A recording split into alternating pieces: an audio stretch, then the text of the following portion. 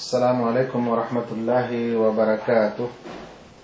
الحمد لله رب العالمين والعاقبة للمتقين والصلاة والسلام على سيد المرسلين نبينا محمد وعلى آله وصحبه أجمعين. أما بعد, উপস্থিত দিনী বন্ধুগণ, যারা এই সময় রুমে উপস্থিত হয়েছেন তাদের এবং তাদের মাধ্যমে আরো যারা শুনতেছেন এরকম সকল ছাত্রদের এবং দিনী ভাইদের শুভেচ্ছা জানাই। আমরা ধারাবাহিক আলোচনা শিরক বা ছোট শিরকের করে আসছি, যেটা আসলে আমাদের তাওহীদ ও শিরকের মৌলিক জ্ঞানের একটি অধ্যায়। বড় শিরকের পর ছোট শিরকের আলোচনা ধারাবাহিকভাবে হয়ে আসছে। সেই ধারাবাহিক আলোচনায় আজকে কাজে কর্মে ছোট শিরকের দ্বিতীয় উদাহরণ হচ্ছে তাবিজ কবচ। তাবিজ কবচ সম্পর্কে আজকের আলোচনা আছে বা আজকের ক্লাস আছে। জি আক্তার ভাই, কি বিষয় আছে? তাবিজ বা কবচ। এই তাবিজ বা কবচকে আরবিতে কি বলে বলতে পারবেন কেউ? উপস্থিত ছাত্রদের মধ্যে কেউ বলতে পারবেন এই তাবিজ কবচকে কি বলা হয়? আরবিতে এর নাম হচ্ছে তামিমা, এর বহুবচন হচ্ছে তামাইম। তাবিজ শব্দটিও আরবি, আর কবচ শব্দটি হচ্ছে আসলে মনে হয় এটা সংস্কৃত শব্দ, সেখান থেকে হিন্দিতে বলা হয় কওয়াচ, বাংলাতে বলি আমরা কবচ। সুরক্ষা কবচ, রক্ষা কবচ। আক্তার ভাই উত্তর দিয়েছেন আরবিতে বলা হয় তামিমা। গুড, জি তামিমা। তামিমা এর বহুবচনে তামাইম। আরবিতে যাকে আমরা বাংলাতে তাবিজ বলছি আসলে সেই শব্দটিও আরবি। সেটাকে বর্তমান আরবিতে বা প্রাচীন আরবি ভাষাতেও তামিমা বলা হতো। তামিমা তামাম শব্দ থেকে এসেছে। তামাম, তামাম মানে সম্পূরক, পূর্ণ। অনেকে এখনো বর্তমানে সাধারণ আরবি, যেগুলো প্রচলিত আরবিতে কথা বলে, এরকম মানুষকে কথা বলার সময় বলে যে কাইফা হালুক, তামাম, তোমার অবস্থা কেমন? তামাম মানে পূর্ণ, সব ঠিকঠাক। তো তামাম থেকে তামিমা, সম্পূর্ণ। সেই যুগে যারা এ সকল তাবিজ কবচ পড়ত, সেই জাহেলি যুগে, তারা এটাকে তামামুদ দাওয়া ওয়া শিফা মনে করত। মানে ঔষধের সম্পূরক, শেষ, এরপরে আর ঔষধ নাই। সেই জন্য সেখান থেকে এই নামটি এসছে তামিমা, তামাম থেকে। আমরা আজকে এই বিষয়ে আলোচনা করবো ইনশাআল্লাহ, এই তাবিজ কবচ সম্পর্কে। এটা কখন বড় শিরকে পরিণত হয় এবং কখন এটা ছোট শিরকে পরিণত হয়, আমরা এই সম্পর্কে ধীরে ধীরে শুনবো ইনশাআল্লাহ। তাবিজ বা তামিমা বা কবচ কাকে বলা হয় শরীয়তের পরিভাষায়? শরীয়তের পরিভাষায় তাবিজ বলা হয় হিয়া কুল্লু মা ইউআল্লাকু আলাল মারদা আবিল আতফাল আবিল বাহাইম আও গায়রিহা মিন তাআবিদ লিদাফইল বালা'i আও রাফ'iহি। এই সংজ্ঞাটির বাংলা অর্থ হচ্ছে প্রত্যেক এমন বস্তু যা লটকানো হয়, যা ঝুলানো হয় বা যা পরা। কোথায় পরে, কে পরে? বলছে যে যা পরানো হয় অসুস্থ ব্যক্তিদেরকে পরানো হয়, কিংবা বাচ্চাদের পরানো হয়, কিংবা চতুষ্পদ জন্তুর গলদেশে লটকানো হয়, ঝুলানো হয় রক্ষা কবচ হিসাবে। সেটা মুসিবত দূর করণার্থে হোক কিংবা মুসিবত থেকে রক্ষার্থে হোক। মুসিবত দূর করণার্থে এবং মুসিবত থেকে রক্ষার্থে দুটি শব্দ সবসময় এই ছোট শিরকের কথায় এসেছে। একটা হলো বালা মুসিবত আসার পর দূর করা, আর একটা হচ্ছে বালা মুসিবত আসার সম্ভাবনা আছে বালা মুসিবত আসার সম্ভাবনা আছে, সেই মুসিবত যেন না আসে সে কারণে। তাহলে এই তাবিজ কবচ বা এই জাতীয় জিনিসগুলি মানুষ যে পরিধান করে সেটা দুই উদ্দেশ্য হতে পারে, যে বালা মুসিবত এসেছে সেটা দূর করতে চাচ্ছে এর মাধ্যমে, কিংবা আসার সম্ভাবনা আছে যেন না আসে, তাকে সে বালা মুসিবত গ্রাস না করে সে কারণে পড়া হয়। তাহলে এর প্রত্যেক এমন বস্তু যেগুলো অসুস্থ ব্যক্তি পরে, বাচ্চারা পরে, মানে যাদেরকে অসুস্থ ব্যক্তিকে দেওয়া হয়, বাচ্চাদেরকে দেওয়া হয়, কিংবা চতুষ্পদ জন্তুকে দেওয়া হয় রক্ষা কবচ হিসাবে। রক্ষা কবচ হিসাবে যা কিছুই দেওয়া হয় সেটাকেই শরীয়তের পরিভাষায় তাবিজ বলা হয়। আমি একটু আগে বলছিলাম আপনাদেরকে যে তাবিজ কাকে বলে। তাবিজ শব্দটা কিন্তু আসলে আরবি। হাদিসে সুন্নতে সাব্যস্ত যে সূরা নাস এবং সূরা ফালাককে আল্লাহ রাসূল সাল্লাল্লাহু আলাইহি ওয়াসাল্লাম বলেছেন মুআউযিযাতাইন।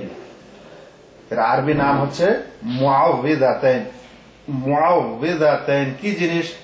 মুআউযিজ, যার মাধ্যমে রক্ষা চাওয়া হয়, আশ্রয় চাওয়া হয়। তো এই সূরা দুটির মাধ্যমে অনিষ্ট থেকে আল্লাহ তাআলার কাছে আশ্রয় চাওয়া হয়। সেই জন্য সেই দুটির সূরার নাম হচ্ছে মুআউযিযাতাইন। সেই মুআউযিজ থেকেই আওয়াযা ইউআউযিযু তাবিজ।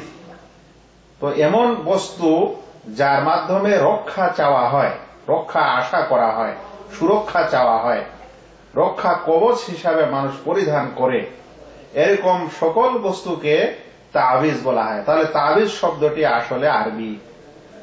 আওয়াযা ইউআউযিযু তাবিজ, সেখান থেকে যার মাধ্যমে মানুষ রক্ষা চায়, আশ্রয় চায়, সেই সকল বস্তুকে তাবিজ বলা হয়। এই কারণেই সূরা নাস এবং সূরা ফালাককে মুআউযিজ বলা হয়, কারণ সেই সূরার মাধ্যমে শরীয়ত যা আমাদের আদেশ করেছে সেখান থেকে জিন, শয়তান আরো অন্যান্য জিনিসের অনিষ্ট থেকে মানুষ সেই সূরার মাধ্যমে আশ্রয় চায়। সেই সূরা দুটি একটা রক্ষার মতো, সুরক্ষা কবচের মতো, যেটা আল্লাহ রাব্বুল আলামিন আমাদের দিয়েছেন।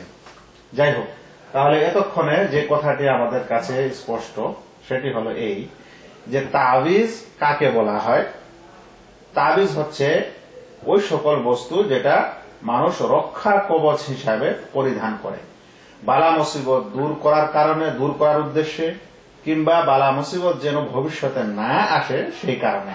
এরকম যাবতীয় রক্ষা কবচকে তাবিজ বলা হয়। সেটা মানুষ অসুস্থ হিসাবে অসুস্থ থেকে সুস্থতার জন্য পড়ুক, কিংবা বাচ্চাদের অসুখ থেকে নিরাপদের জন্য পরানো হোক, কিংবা গরু, ছাগল ইত্যাদি চতুষ্পদ জন্তুকে পরানো হোক, এগুলো সবই হবে কবচ বা তাবিজের অন্তর্ভুক্ত। তাবিজের অন্তর্ভুক্ত বহু জিনিস। আমরা আমাদের দেশে যেই তাবিজের অন্তর্ভুক্ত জিনিস দেখতে পাই তার একটু বর্ণনা দিতেই হয়। প্রথমত যেটা সাধারণ আমাদের সমাজে আছে সেটা হলো যে একটা টিনের বাক্সর মতো, খুব ছোট বাক্সের মতো ড্রাম, সেটাতে কিছু লিখে মানুষ গলায় বা হাতে বা কোমরে পরিধান করে। এই কবচ বা তাবিজ হিসাবে ওটাকেও ধরা হবে, যদিও সেটা বর্তমান যুগের তাবিজ না হয়ে কাপড়ে হোক বা অন্য কিছুতে হোক পুরিয়ার মতো পেঁচিয়ে সেটাকে যদি কেউ পরিধান করে তাহলে সেটাও তাবিজ। অনুরূপ কেউ যদি গলা বা কোমরে কোনো শামুক, ঝিনুক এ সকল কিছুর কোনো কিছু পরে থাকে, ওটাকেও তাবিজ বলা হয়। যে সকল মানুষ আজকালে ফসলাদিতে জমি জমায় দেখবেন যে অনেক জায়গায় জমির মাঝে একটা বাঁশ গেড়ে দিয়েছে, বাঁশের উপর একটা হাঁড়ি, আর হাঁড়িতে অনেকগুলা কি নম্বর আর নকশা টকশা তৈরি করে দিয়েছে মানুষের জন্য নজর না লাগে, ওটাকে তাবিজ বলা হবে। কারণ ওর মাধ্যমে সে অনিষ্ট থেকে রক্ষা চাচ্ছে, সুরক্ষা চাচ্ছে। এমনকি গাড়ি ঘোড়ায় দেখা যায় অনেক মানুষ সামনে একটা ছেঁড়া জুতা, স্যান্ডেল রেখে দিয়েছে। সেই ছেঁড়া জুতাটি সেটাকেও তাবিজ বলা হবে, কারণ সেটার মাধ্যমে সেটাকে সে রক্ষা কবচ হিসাবে পড়ছে। বাড়ি ঘর তৈরি করার সময় অনেক মানুষ দেখা যায় রুমের মাঝখানে একটা বাঁশ পুঁতে দিয়েছে, দেওয়ার পর উপরে ঝাড়ু, তারপরে ছেঁড়া জুতা, কুলা, যেগুলা দিয়ে মানুষ ধান চাল অমুক তমুক বাছাই করে, এরকম জাতীয় জিনিস যেগুলা মানুষ বদ নজর থেকে রক্ষার্থে বা আর কিছু কারণে মানুষের মানে করে ব্যবহার করে, সেগুলো হচ্ছে সেই তাবিজ বা কবচ। তাহলে তাবিজ কবচ শুধু এক জিনিস না, যাবতীয় এমন কিছু যার মাধ্যমে মানুষ রক্ষা চায় বা বালা মুসিবত থেকে পরিত্রাণ চায় বা বালা মুসিবতকে দূর করতে চায়, এরকম যাবতীয় কিছু সে রক্ষা কবচের মধ্যে। আজকাল রক্ষা কবচের মধ্যে দেখা যাচ্ছে কিছু মানুষ সুতা পরে, সুতা বালা, অনেকে বলে এই সুতাটা অমুক দরগা বা অমুক বাবার বা অমুক স্থানের বরকতের হিসাবে নিয়ে এসেছে, সেটা হাতে পরে আছে, সেটাও কিন্তু তাবিজের অন্তর্ভুক্ত। অনুরূপ কোন বালা পড়েছে, সেটাও কিন্তু তাবিজের অন্তর্ভুক্ত। এগুলো মানুষ বদনজর থেকে বাঁচার জন্য হোক বা কোনো অনিষ্ট থেকে বাঁচার জন্য হোক, জিন এবং শয়তানের অনিষ্ট থেকে বাঁচার জন্য হোক, এগুলো কবচের মধ্যে পড়বে এবং তাবিজের মধ্যে পড়বে। অনুরূপ আজকাল কিছু এমনও শব্দ মানুষ ব্যবহার করে থাকে যেটা মালা হিসাবে গলায় পড়ে, যেমন দেখা যায় কেউ আল্লাহ শব্দের কবচ পড়েছে, কেউ মুহাম্মদ সাল্লাল্লাহু আলাইহি সাল্লামের নাম খোদাই করা আছে সেটা পড়ছে। এমনকি কেউ যদি আংটিও পরে এই উদ্দেশ্যে যে আংটিতে সে একটা বিশেষ পাথরের গুণগান শুনেছে বা পাথরটা মানুষকে এই অনিষ্ট থেকে রক্ষা করে, যেগুলো মানুষ অনেক সময় টেলিভিশনে আর গণক জ্যোতিষীর কাছে শুনে থাকে, সেই কারণে সেটা আংটি বানিয়েছে এরকম বিশেষ পাথরের কবচ স্বরূপ, রক্ষা কবচ স্বরূপ, তাহলে সেটাও তাবিজের অন্তর্ভুক্ত। অনুরূপ অনেক বাড়িতে দেখা যায় যে বাড়িতে ঢোকার পূর্বে দরজার সামনে সে একটা মাটির কোন একটা ঢাকনা বা আর কিছুতে কিছু লিখে রেখেছে নকশা করে, এবং সেটা তার বাড়ির দরজায় বা আর কোথাও রেখেছে, সেটাও কিন্তু একটা কবচ। অনুরূপ কোন কাগজে কোনো কিছু নকশা করে লেখা হোক বা আর কিছু করা হোক, করার পর দোকানের দরজায় বা বাড়ির দরজায় বা আর কিছুতে যেগুলো রাখা হয়, সেগুলো কিন্তু কবচের বা এই তাবিজের অন্তর্ভুক্ত। তাহলে এরকম যাবতীয় জিনিস যেটা আমরা সমাজে দেখছি, যেখানে মানুষ কোন বালা মুসিবত দূর করার উদ্দেশ্যে কিংবা বালা মুসিবত থেকে পরিত্রাণ পাওয়ার উদ্দেশ্যে ব্যবহার করে থাকে সুরক্ষা কবচ স্বরূপ, এরকম যাবতীয় কিছুকে শরীয়তের পরিভাষায় তাবিজ বলা হয়। শুধু বাচ্চারা যে ছোট ড্রামের মতো বা টিনের বা অন্য সোনা রৌপ্যের বাক্সের মতো যেগুলা আজকাল মানে অনেক মসজিদের হুজুর বা আর কোথাও দেয়, সেগুলোকে তাবিজ বলে এরকম না, বরং এছাড়াও যাবতীয় কিছু যেগুলো মানুষ রক্ষা কবচ হিসাবে পড়ে থাকে, এরকম সবকিছুই তাবিজের অন্তর্ভুক্ত। আশা করি তাবিজ কাকে বলে এই বিষয়টি আপনাদের ক্লিয়ার হয়েছে। জি আব্দুল কাইয়ুম, রফিক ইবনে শারাফত, অনেকদিন পর দার্সে আসছেন, কি ব্যাপার? জি, এবার আমাদের জানতে হবে যে এই তাবিজ কবচটা শিরক, এই তাবিজ কবচ ব্যাপারে আল্লাহ রাসূল সাল্লাল্লাহু আলাইহি ওয়াসাল্লাম কি বলেছেন। আমরা প্রথমে কয়েকটি দলিল শুনে নিই। আল্লাহ রাসূল সাল্লাল্লাহু আলাইহি ওয়াসাল্লাম বলছেন, ইন্নার রুকা ওয়াত তামাইমা ওয়াত্তিওয়ালা শিরকুন, অবশ্যই অবৈধ ঝাড়ফুঁক, শিরকি ঝাড়ফুঁক, যার আলোচনা আমরা গত ক্লাসে করেছি এবং তার লিংক দেওয়া আছে, কেউ ইউটিউব থেকে দেখতে পারেন। এই অবৈধ ঝাড়ফুঁক, তারপরে তামাইম, এই যে তামিমার বহুবচন, তাবিজ সমূহ, রক্ষা কবচ সমূহ, এবং তেওয়ালা, স্ত্রী এবং পুরুষের মাঝে বিভেদ সৃষ্টিকারী মন্ত্র কিংবা উভয়ের মাঝে মহব্বত যেন হয়, অধিক হয়, সে কারণে যে মন্ত্র দুনিয়াতে মানুষ আবিষ্কার করে বা করেছে বা পরিচিত আছে, এরকম জাতীয় জিনিসগুলি হচ্ছে শিরক। আল্লাহ রাসূল বলছেন অবৈধ ঝাড়ফুঁক, তাবিজ এবং এই মন্ত্র হচ্ছে শিরক। হাদিসটিকে হাকিম বর্ণনা করেছেন এবং সহিহ বলেছেন, 331 নম্বর হাদিস। তাহলে এখানে আল্লাহ রাসূল সাল্লাল্লাহু আলাইহি ওয়াসাল্লাম তাবিজের কথা বলছেন যে তাবিজ হচ্ছে শিরক।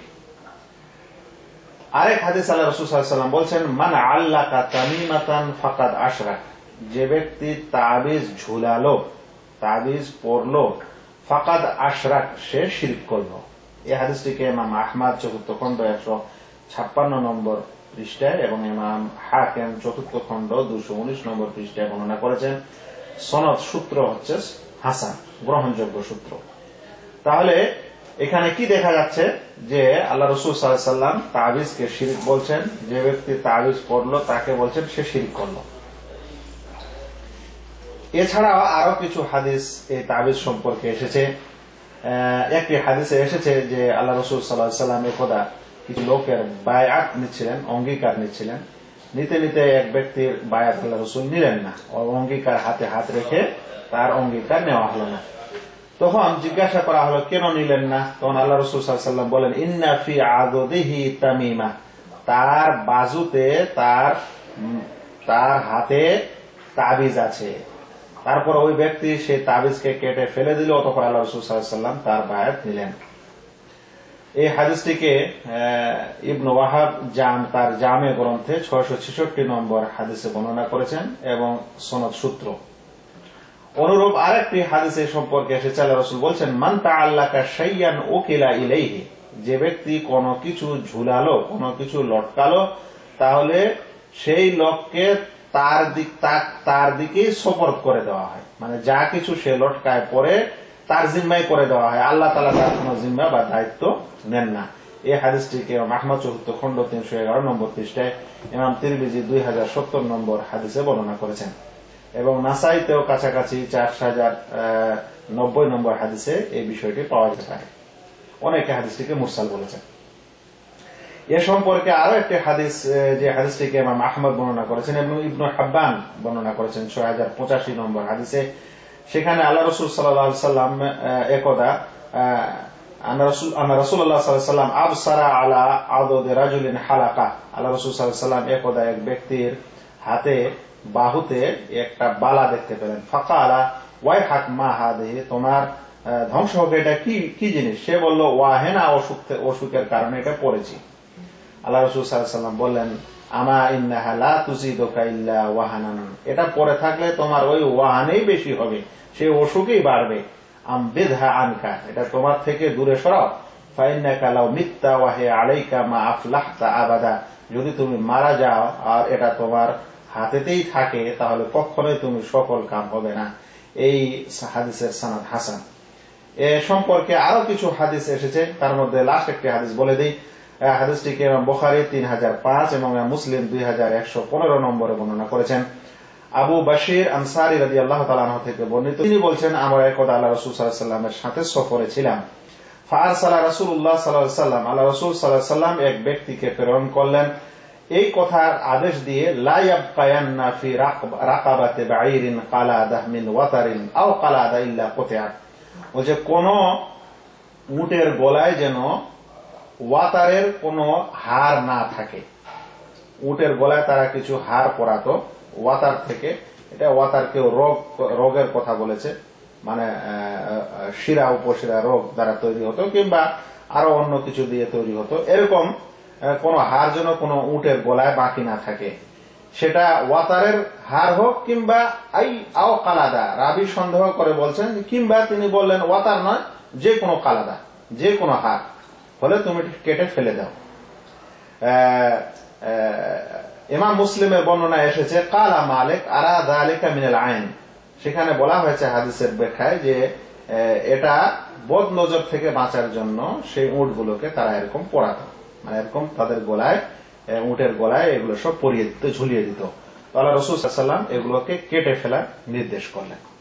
তাহলে আমাদের কাছে প্রায় 5-6টি হাদিস সংক্ষিপ্ত আকারে আমরা উল্লেখ করলাম, যেখানে দেখা যাচ্ছে যে আল্লাহ রাসূল সাল্লাল্লাহু আলাইহি ওয়াসাল্লাম যে তাবিজ পড়লো সেটা শিরক। তাবিজ পড়লে তার পরিত্রাণ নাই, তাবিজ পড়লে তার দিকে সুপর্দ করে দেওয়া হয়, আল্লাহ তাআলা তার জিম্মা নেন না। এবং আল্লাহ রাসূল সাল্লাল্লাহু আলাইহি ওয়াসাল্লাম তাবিজ পরিধানকারী, কবচ পরিধানকারী লোকের বায়াত গ্রহণ করেননি, তার হাতে হাত রেখে অঙ্গীকার নেননি। এগুলো হলো তাবিজ যে নিষেধ তার সম্পর্কে এই দলিলগুলি। সবচেয়ে বড় বা দুঃখজনক কথা হলো উপমহাদেশের অবস্থা। উপমহাদেশের আমরা মুসলিমগণ আসলে কনভার্টেড মুসলিম, আমরা কোন না কোন রূপে হিন্দু ধর্ম বা বৌদ্ধ ধর্ম বা এই সকল ধর্ম থেকে কনভার্টেড, বৌদ্ধ না অমুসলিম, হিন্দু ধর্ম থেকে কনভার্টেড। এই ধর্মে, বিশেষ করে হিন্দু ধর্মে কবচের একটা বিরাট পরম্পরা আছে। আজকালও যত বড়ই মডার্ন অমুসলিম হিন্দু হোক না কেন, আমরা দেখতে পাই যে IAS IPS অফিসার, সবচেয়ে বড় ডিগ্রি, তা সত্ত্বেও তাদের হাতে একটা সুতা, আর কারো কারো তো গলায় সুতা আর লাল সুতা আর হলুদ সুতা আর কবচে এমন করে ভর্তি হয়ে থাকে যে হাতের মনে হচ্ছে যেমন চুরি বালা পরে থাকে, এতগুলা শুধু কবচ পরা আছে। এবং এটাকে ওরা, এবং তাবিজ, এটাকে ওদের একটা বিরাট কালচার, এবং ওদের মাঝে এই জিনিসটা আগে থেকেই হয়ে আছে এবং সবসময় তারা এগুলো পরিধান করে, এবং সেখান থেকে পাথর, অনেক ধরনের পাথরের নিয়ম। আর এই কারণে আজকে দেখবেন যে অধিকাংশ টেলিভিশনে এই সকল কিছুর কবচের চলছে, এড চলছে। কোনো সময় কোনো মালার, কোনো সময় বদনজর থেকে বাঁচার, কোনো সময় মানুষের অসুখ থেকে বাঁচার জন্য হাজারো জিনিসের, মানে শতাধিক ডজন ডজন বিষয়ের এ সকল কবচের এবং এ সকল কিছুর এড টেলিভিশনে দেখা আছে। তো এই সকল প্রথা এবং এই সকল সামাজিক এ থেকেই মনে হয় আমাদের মুসলিম সমাজে, উপমহাদেশের মুসলিম সমাজে এই সকল তাবিজ এবং রক্ষা কবচের প্রবণতা বেশি। আর মুসলিম হওয়ার পরেও আমরা এ সকল কবচ ব্যবহার করে যাই। অনেক সময় মানুষ অমুসলিমদের কবচের মতোই কবচ পরে থাকে। আজকাল দরগা থেকে যে সুতা মানুষকে দেওয়া হয়, বলেন তো, একটা অমুসলিমের মন্দির থেকে সাধু বাবা যে সুতা দেয় এবং তারা সেই হাতে কবচ হিসাবে পরে, আর একটা দরগার ওই পাশে বসে থাকে যারা অনেক কিছু তাবিজ টাবিজ বিতরণ করে বেচে, তাদের কাছ থেকে একটা সুতা নিয়ে আসলো আজমিরের আর হাতে পরে থাকলো। কি পার্থক্য ভাই? কোনই পার্থক্য নেই। তো যেরকম ওরা সুতা কবচ স্বরূপ পড়ছে, আমরাও ওটা পড়ছি কবচ স্বরূপ। ওরাও যেরকম সেখানে ওদের বাবা থেকে তাবিজ টাবিজ নিয়ে আসছে, আমরাও সেরকম পড়ছি। তাহলে কি কি পার্থক্যটা থাকলো আসলে? ওরা যেমন ওম মানে একটা ওম বলে, যেটা মানে ওদের ভগবানকে নমস্কার দেওয়া হয় বা আর কিছু দেওয়া হয়, ওটা যেমন সুরক্ষা মানে কবচ পড়ছে, আমরা তেমন আল্লাহ শব্দের খোদাই করা কোনো কিছু নিয়ে কবচ স্বরূপ পড়ছি। ওরা যেমন সাধু বাবার, যেমন বিশেষ করে আজকালকার যুগে সাই বাবা একজনের নাম আছে, সেই সাই বাবার মানে অনেক ধরনের কবচ, এমনকি সাই বাবার ছবিটাও তারা কবচ হিসাবে ব্যবহার করে। আজকালে আমাদের অনেক এরকম লোক আছে যারা অনেক পীর বাবার এবং পীর বাবার বিশেষ অজিফার কবচ সব পরে থাকে। তো এগুলা হচ্ছে উপমহাদেশের সমাজের কালচার এবং এখানকার অমুসলিমে যেটা বিশ্বাস ও আকিদা, সেই বিশ্বাস ও আকিদার সাথে এখনো আমাদের এই সম্পর্ক আছে এবং আমরা কোনো না কোনো রূপে এগুলা গ্রহণ করছি। একটি ঘটনা শোনাই। একদিন আমি দিল্লিতে এক জায়গায় পড়াশোনার ব্যস্ত ছিলাম। তো পানি কিনে খেতে হয় ওখানে কিছু কিছু জায়গায়। তো পানি বিক্রয় করতে আসলো এক লোক। তো ওকে উপর তলায় ডেকে নিলাম। যে সময় ওর কাছ থেকে আমরা পানি নিলাম, প্রায় 10-20 লিটারের মতো একটা ডিব্বা। তো ছেলেটার গলায় আমি দেখছি যে একটা তলোয়ার, আর তার উপরে একটা আল্লাহ শব্দ খোদাই করে লেখা আছে, গলে পড়ে আছে। পানি টানি কেনার পর আমি বললাম, ভাই এটা কি? তো ও বলছে যে ওর কথা অনুযায়ী যে এটা ওদের চাইতে ওরা ওই ওম নম বা আর অন্য কিছু পরে, তাই আমি এই আল্লাহ নামের কবচ করেছি। মানে ও মুসলিমরা ওইটা পরে, সেই কারণে সে আল্লাহ নামের কবচ পরে পার্থক্য করতে চাচ্ছে মুসলিম ও মুসলিম। তো আমি তখন বললাম যে ভাই বলো তো, আমি মুসলিম না অমুসলিম? তো বলছে আপনি মুসলিম। কেন? আমি তো এটা পড়িনি তোমার মতো, পার্থক্যকারী কোন জিনিস তো আমার গলায় নেই। বলছে না, আমি দেখলাম আপনি এখানে নামাজ পড়ছিলেন, দাঁড়িয়ে আছে আপনার, আপনি মুসলিমই। আমি বললাম এরকম হয় তুমি মুসলমান হতে পারো না? তোমাকে মুসলিম হওয়ার জন্য একটা আলাদা মানে আলামত নিতে হবে, চিহ্ন নিতে হবে, অমুসলিম থেকে নিজেকে পার্থক্য করার জন্য। এই শিক্ষাটা তোমাকে কে দিল? যাই হোক, মানে যে কথাটা আমি বুঝাতে চাচ্ছিলাম যে এটা এখন একটা কালচার হয়ে গেছে মানে ভারতে বা ভারতের আশেপাশের দেশগুলোকে, যে আমাদেরকে অমুসলিম থেকে আলাদা করার জন্য একটা কিছু না কিছু কবচ করতে হবে, যেটা ইসলামী কবচ। মানে এই জন্য আমি বারবার বলি যে নাম পরিবর্তন করলে উদ্দেশ্য পরিবর্তন হয় না। তো ওরা যদি অম নামের বা নম নামের কিছু জিনিস পড়ে আর আমরা আল্লাহ নামের পড়ি, তাহলে কিন্তু দুটার বিধান আলাদা আলাদা হবে না, কারণ উদ্দেশ্য দুটার একই। তো এরকম অবস্থা হয়ে গেছে এখন, যে মানুষ কবচ পরিধান করছে নিজেকে মুসলিম পরিচয় দেওয়ার জন্য, নাউজুবিল্লাহ। আর এ সকল ক্ষেত্রে কিছু ফিল্ম এবং এইসব ছবি টবি চলচ্চিত্রের খুব অবদান রয়েছে। যারা এই সকল নোংরামি মানে এই সকল আকীদার মানুষ যারা ডাইরেক্টর ফাইরেক্টর হয়ে আছে, তারা যখন কোন মুসলিমের নামে ফিল্ম টিলিম তৈরি করে, তখন দেখা যায় কি যে মানে মুসলিম কালচার হিসাবে তাকে একটা উপরে রুমাল পরাই দিয়েছে, মানে টুপি দিয়েছে, আর গলায় একটা লম্বা বড় তাবিজ পরাই দিচ্ছে, যে মানে এটা যেন পার্থক্য করে যে এ মুসলিম, নাউজুবিল্লাহ। তো এরকম সভ্যতাগুলো ধীরে ধীরে এত বেশি নোংরা হয়ে গেছে বা এগিয়ে গেছে নোংরার দিকে, মন্দের দিকে, যেটা বলার না। আমি এই কথাগুলি শুধুমাত্র একটু মানুষকে বোঝার জন্য বললাম, নচেত এটা আমার বলার প্রয়োজন ছিল না। তবে যেহেতু বিষয়ের সাথে রিলেটেড বিষয়, সেই কারণে বললাম। তো যাই হোক, আমরা তাবিজ কি জিনিস এবং তাবিজ যে নিষেধ, সেই দলিলগুলি পড়লাম। এখন প্রয়োজন আছে যে তাবিজটা শিরক কেন, কি কারণে তাবিজটা শিরক হলো। প্রথমে বলে দিই যে তাবিজ পড়াটা বড় শিরকে পরিণত হবে যদি কোনো ব্যক্তি সেই তাবিজকেই ভালো মন্দকারী বিশ্বাস করে। মানে যে তাবিজটা সে পড়েছে, সেই তাবিজটাই তাকে ভালো করছে বা ভালো করতে সক্ষম, তাহলে সেটা বড় শিরক, মানে ইসলাম থেকে বের হয়ে যাবে। কিন্তু যে তাবিজ পড়ছে, পড়ার পর ও যদি বিশ্বাস করে যে না, তাবিজের মধ্যে ভালো মন্দ করার ক্ষমতা নাই, ভালো মন্দ আল্লাহর হাতেই আছে, তিনি ভালো মন্দ করছেন, কিন্তু এটা একটা ওসিলা মাত্র ভালো মন্দ হওয়ার, ভালো করার বা মন্দ থেকে বাঁচার এটা একটা উপায় মাত্র, তাহলে তখন সেটা ছোট শিরক হবে। ছোট শিরক কেমন করে হবে, কেন হবে? এই কারণে ছোট শিরক হবে যে সে যখন এক ব্যক্তি তাবিজ করে, বলেন তো কি কারণে পরে, উদ্দেশ্যটা কি থাকে, সে কে বিশ্বাস রাখে? সে বিশ্বাস রাখে যে যেই কবচটা সে পড়েছে, এই কবচটার মধ্যে এরকম একটা পাওয়ার আছে, একটা ক্ষমতা আছে। যদি সে মনে করে স্বয়ং এর মধ্যে ক্ষমতা আছে, বড় শিরক। যদি বলে যে এই কবচের মধ্যে আল্লাহ একটা ক্ষমতা রেখে দিয়েছেন, যে কারণে আমি মানে মন্দ থেকে, অনিষ্ট থেকে নিরাপদে থাকব, তাহলে সেই মানুষ একটা জড় পদার্থ উপর কি করছে, ভালো বা ক্ষতির একটা বিশ্বাস জড় পদার্থের উপর হয়ে যাচ্ছে, বা বলতে পারেন তাবিজের উপর হয়ে যাচ্ছে, যে তাবিজটা তাকে ভালো মন্দ করতে পারে, এরকম একটা বিশ্বাস ওর সাথে হয়ে গেল। অথচ ভালো মন্দকারী একমাত্র আল্লাহ রাব্বুল আলামিন। এই তাবিজটা তাকে আরোগ্য দিতে পারে, শত্রু থেকে নিরাপদে রাখতে পারে, এই বিশ্বাসটি সে করছে, অথচ শত্রু থেকে নিরাপদ আল্লাহ রাব্বুল আলামিন দেন। এখানে আরেকটি জিনিস কাজ করছে, সেটা হলো ভরসা। একজন মানুষ বিপদ আপদে আল্লাহর উপর ভরসা করবে, যখনই বিপদ আসবে তার ভরসা আরো বেশি হবে আল্লাহ তাআলার উপর। তা না হয়ে দেখা যাচ্ছে এখানে তার ভরসা থাকছে তাবিজের উপর। কত মানুষ দেশ থেকে বিদেশে আসছে, এখানে এসে তাবিজ যখন খুলতে বলছে, তখন বলছে আমার মা দিয়েছে, অমুক বাবার কাছ থেকে এনে দিয়েছে, এটা পরে থাকলে নাকি সে এই বিদেশের ঝড় ঝামেলা থেকে নিরাপদে থাকবে।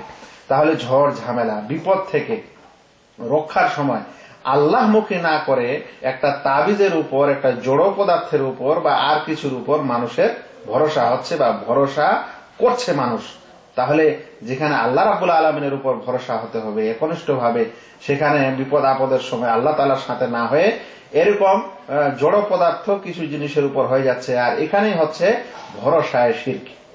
অনুরূপ অনিষ্ট থেকে বা অমঙ্গল থেকে বা বলতে পারেন বালা মুসিবত থেকে আল্লাহ রাব্বুল আলামিন একমাত্র রক্ষাকারী, সেখানে সে এরকম তাবিজকে বা এরকম বিষয়কে শরীক করে দিচ্ছে যে এগুলো আমাকে বালা মুসিবত থেকে রক্ষা করতে পারে, এই কারণে এটা শিরক। অনুরূপ এর আগে বলেছিলাম যে যেই বিষয়টি শরীয়তে কারণ করেনি কোনো কিছু থেকে, ভালো মন্দের কোন বালা মুসিবত থেকে পরিত্রাণ পাওয়ার যে বিষয়টাকে ইসলাম কারণ করেনি, সাবাব করেনি, উপায় করেনি, এরকম বিষয় উপায় হিসাবে মানুষ মনে করলেও সেটা কি, সেটা ছোট শিরক।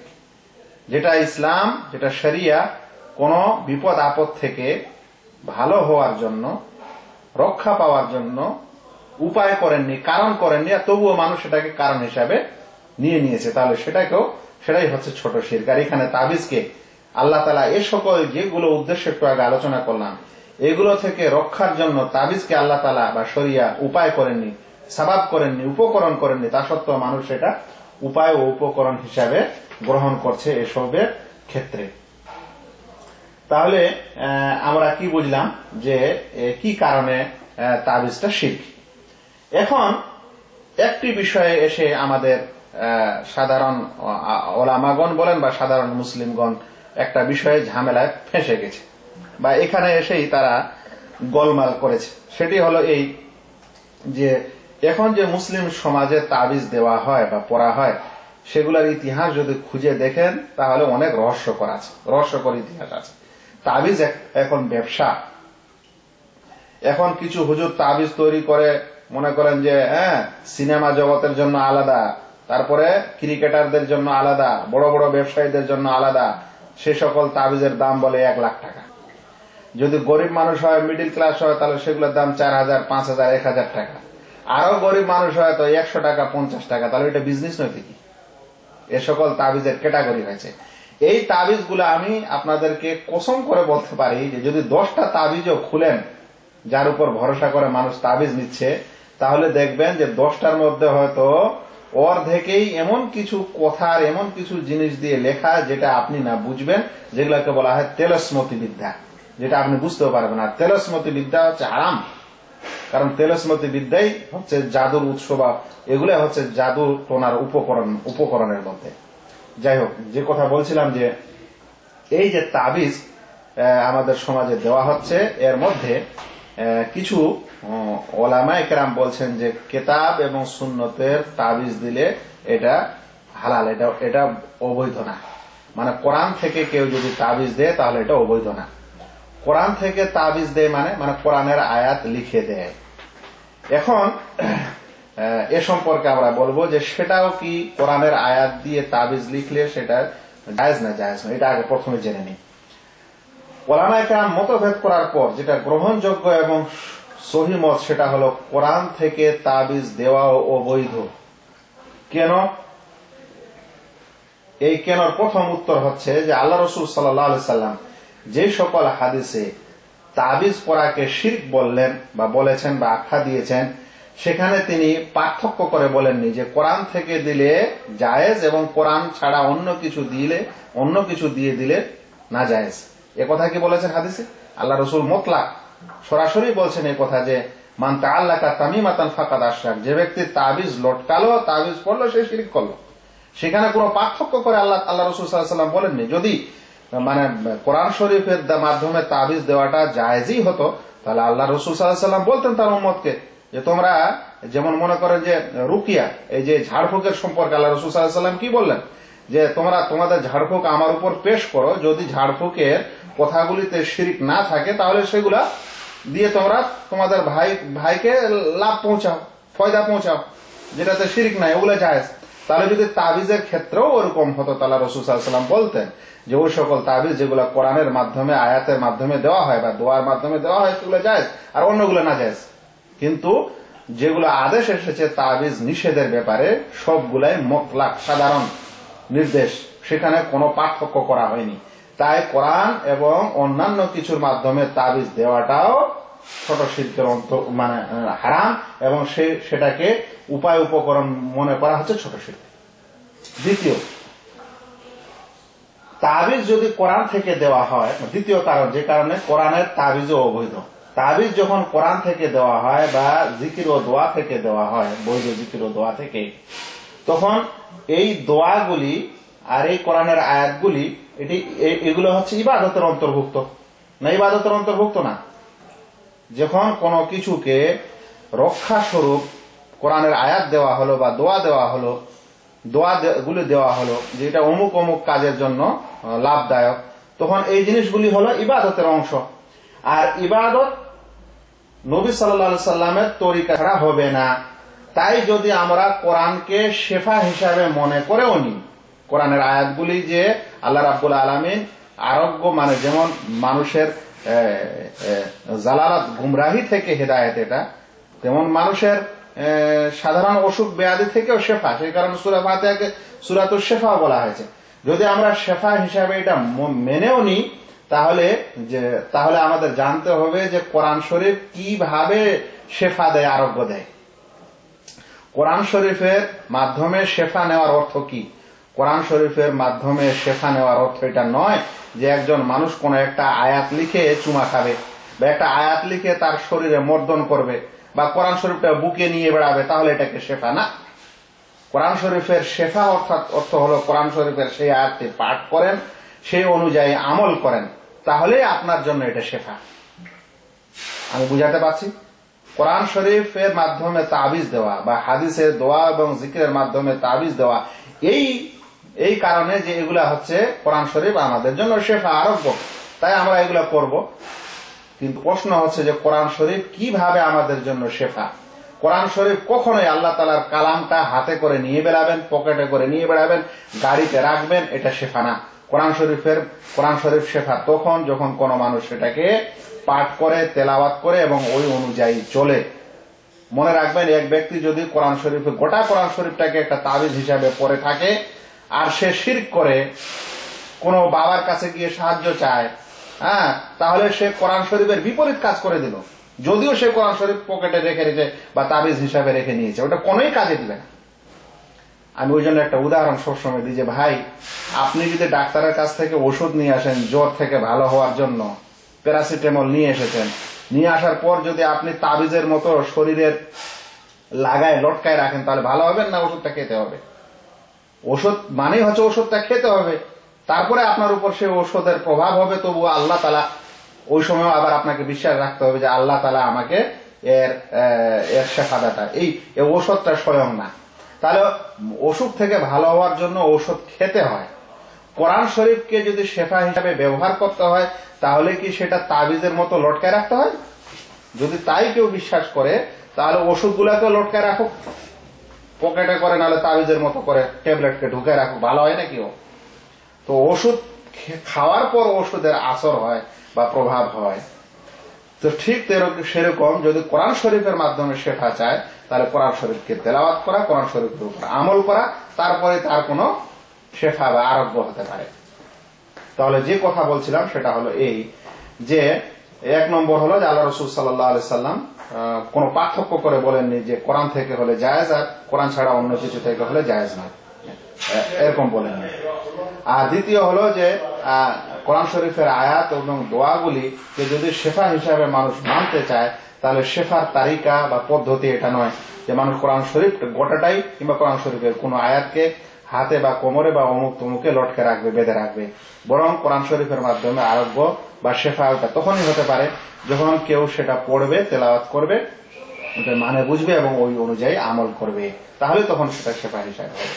তৃতীয় যে কারণে এই কোরআন শরীফের মাধ্যমে যেগুলো দেওয়া হয় তবুও সেটা না যায়, তৃতীয় যেটা কারণ সেটি হলো এই যে কোরআন শরীফের এর মাধ্যমে কোরআন শরীফের ইহানত হয়, কোরআন শরীফের বেইজ্জত করা হয়, কোরআন শরীফের অসম্মান করা হয়।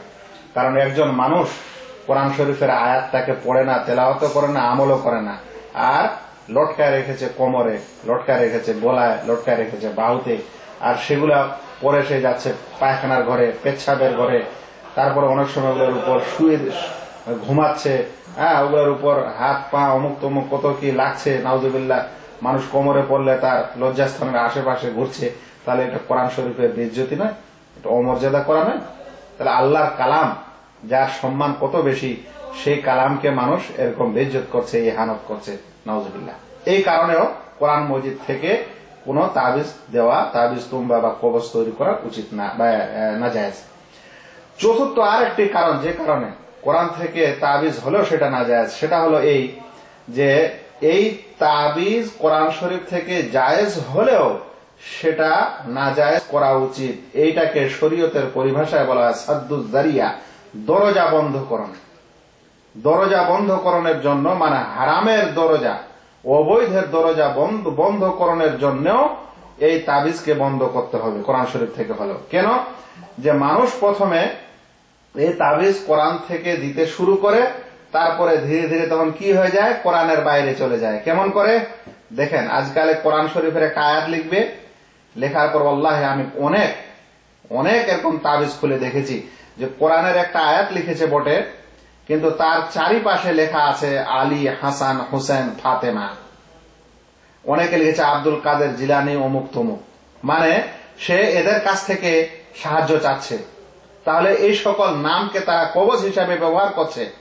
আর এরকম মানুষের কাছে বিপদের সময় সাহায্য চাওয়াটা কি? শিরক, বড় শিরক। তাহলে তাবিজটা ছোট শিরক হিসাবে কোরআনের নামে গেছে বটে, কিন্তু সেখানে সাহায্য চাওয়া হচ্ছে আল্লাহ ছাড়া, মানে আল্লাহর কালামের মাধ্যমেও সে সাহায্য চাচ্ছে। আর এরকম অনেক অলি আউলিয়া এবং বলতে পারেন যে আল্লাহ রসুল সাল্লাল্লাহু আলাইহি সাল্লামের পরিবার পরিজনের নামে এবং কি আল্লাহ রসুল সাল্লাল্লাহু আলাইহি সাল্লামের নামেও সেখানে সাহায্য চাওয়া হচ্ছে।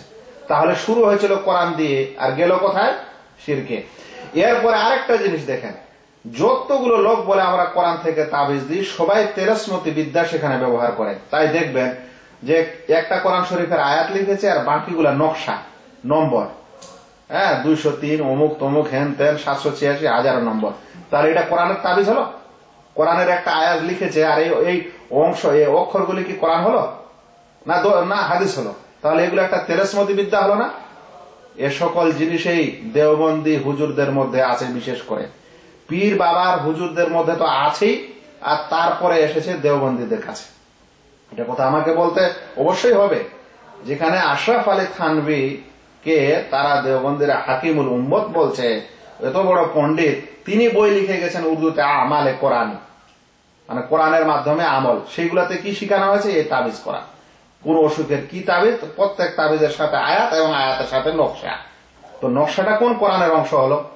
কোন হাদিসের অংশ হলো?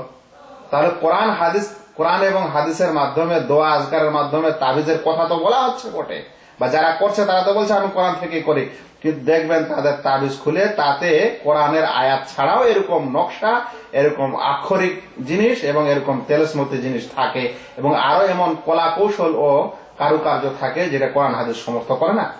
তাহলে সেই কারণে বলা হচ্ছে যে সাদ্দুজ জারিয়া, দরজা মানে শিরকের দরজা বন্ধ করার জন্য, বা এটা জায়েজ থেকে নাজায়েজে পরিণত না হয় সেই কারণে এই দরজা বন্ধ করতে হবে, এবং এটা বৈধর কিছুটা অবকাশ থাকলেও অবৈধ বলতে হবে। আশা করি আপনারা বুঝেছেন যে কি কি কারণে এই তাবিজ পড়া হচ্ছে শিরক, বা কোরআন এবং দোয়ার নামেও যদি কেউ তাবিজ দিয়ে থাকে তবুও কেন সেগুলা শিরক। আর বেশি আমি কিছু বলতে চাচ্ছি না, আজকের আলোচনা এখানে শেষ করব। আলোচনার সারাংশ হচ্ছে যে তাবিজ এই শব্দটি আসলে আরবি, বাংলাতে আমরা ব্যবহার করে থাকি। তাবিজের আসল অর্থ হলো যেটা সুরক্ষা কবচ, যার মাধ্যমে সুরক্ষা চায় মানুষ, বালা মুসিবত থেকে পরিত্রাণ চায়, কিংবা বালা মুসিবত যেন না আসে সে কারণে কবচ স্বরূপ, সুরক্ষা স্বরূপ যে সকল জিনিস মানুষ পরিধান করে থাকে সেগুলোকেই তাবিজ বলা হয়। সেটা মানুষ গলায় পড়ুক, হাতে পড়ুক, অন্য জায়গায় পড়ুক, তাবিজ ড্রামের মধ্যে কিছু লিখে ভিতরে ঢুকায় দেয় সেটা হোক, কিংবা মানুষ ঝিনুক পড়ুক, কিংবা মানুষ জুতা ছিঁড়া জুতা বাড়ির সামনে হোক বা গাড়ির সামনে হোক বা আর কোথায় হোক, আরো কোথায় দিক, কিংবা কোনো মানুষ বালা পড়ুক, বা কিংবা কোনো মানুষ কোনো পাথর পড়ুক, যেটাকে মানুষ কোনো বিপদ আপদ থেকে রক্ষার্থে পরে থাকে, এরকম যাবতীয় কিছুকে তাবিজ বলা হয়। তাবিজের সম্পর্কে ইসলামের বিধান স্পষ্ট। আল্লাহ রাসূল সাল্লাল্লাহু আলাইহি ওয়াসাল্লাম বারংবার একাধিক হাদিসে এটা বলেছেন যে তাবিজ হচ্ছে শিরক, বা যে তাবিজ পরলো সে শিরক করলো। তাবিজ পরিধানকারীকে আল্লাহ রাসূল সাল্লাল্লাহু আলাইহি ওয়াসাল্লাম বলেছেন এটা যদি পরে মারা যাও তাহলে তুমি কখনো সফল কাম হবে না। এই তাবিজটা শিরক এই কারণে যে একজন মানুষ বিপদ আপদে আল্লাহ তাআলাকে রক্ষাকারী, বা তিনি মানুষকে এই বিপদ থেকে রক্ষা করেন, এই বিশ্বাস না করে এ সকল তাবিজের মাধ্যমে মানুষ এই তাবিজের উপর বিশ্বাস করে, যেটা একটা জড় পদার্থ। তাবিজ যারা পড়ে তারা আল্লাহ তাআলার উপর পুরোপুরি ভরসা না করে কিছু ভরসা এই তাবিজের উপর করে, তাহলে ভরসার দিক দিয়ে শিরক হয়। আল্লাহ তাআলা বিপদ আপদ থেকে রক্ষাকারী, সেই রক্ষাকারী গুণে আল্লাহ তাআলার শরীক করা হয়। অনুরূপ এখানে শরিয়া যেটাকে ভালো ভালো মন্দ থেকে নিরাপদের জন্য যেটাকে উপায় বলেননি, কারণ বলেননি, সেরকম একটা জিনিসকে উপায় হিসাবে গ্রহণ করা হয়, এই কারণে এটা শিরক। আর তাবিজ এবং কবচের বহু প্রকার যেগুলো আমাদের উপমহাদেশে আছে সেগুলো অধিকাংশই হিন্দু ধর্ম থেকে এসেছে বা সেগুলো থেকে অনুপ্রাণিত হয়ে আজকালকার মুসলিম জগতের মানুষের এটা দিয়ে থাকে। আজকাল যারা বলে থাকে যে না তাবিজ সেটাই অবৈধ যেটা হারাম, কিন্তু কোরআন থেকে তাবিজ দিলে সেটা জায়েজ, তাতে কোনো দোষ নেই। আমরা বলবো কোরআন থেকে তাবিজ দেওয়াটাও অবৈধ, সেটাও শিরকের অন্তর্ভুক্ত। কারণ আল্লাহ রাসূল সাল্লাল্লাহু আলাইহি ওয়াসাল্লাম যে সকল হাদিসে তাবিজকে নিষেধ করেছেন বা শিরক বলেছেন সেখানে কোরআন থেকে হলে জায়েজ আর অন্য কিছু থেকে হলে না জায়েজ এরকম কথা বলেননি। অনুরূপ যারা আজকালে এ সকল তাবিজ কোরআন থেকে দিয়ে থাকে তারা সত্যিকার অর্থে শুধু কোরআন থেকে দেয় না, বরং কোরআনের সাথে সাথে তেলাওয়াতি অক্ষর এবং অনেক সময় মানুষের কাছে সাহায্য, অনেক সময় আসহাবে কাহফের নাম ইত্যাদি, এমনকি আল্লাহ রাসূল সাল্লাল্লাহু আলাইহি ওয়াসাল্লামের কাছে সাহায্য ইত্যাদি, পীর বাবার নাম, এ সকল কিছুর নাম লিখে সেখানে সাহায্য চাওয়া হয়। এবং যারা এ সকল তাবিজ করে পরে তারা কোরআন মজিদের এবং দোয়া দরুদের ইহানত করে, লাঞ্ছনা করে, অপদস্থ হয়, কোরআন শরীফের বেইজ্জত হয় এবং নোংরা জায়গাতে এগুলো নিয়ে যাওয়া হয়, মানুষ এগুলাকে ব্যবহার করে, সেই কারণে সেটা এবং বিশেষ করে হারামের দরজা যেন আরো উন্মুক্ত না হয় সে কারণে এই তাবিজ কবর বন্ধ করাই হবে উচিত। এবং কোরআন থেকে হলেও সেটা বন্ধ করার ফতোয়া দেওয়াই হবে বা কোরআন থেকে হলেও সেটা নাজায়েজ বলা এটাই হবে এই শিরক থেকে বা এই বিষয়ের শিরক থেকে বাঁচার বড় উপায়। ওয়া মা আলাইনা ইল্লাল বালাগ। আসসালামু আলাইকুম ওয়া রাহমাতুল্লাহি ওয়া বারাকাতুহু।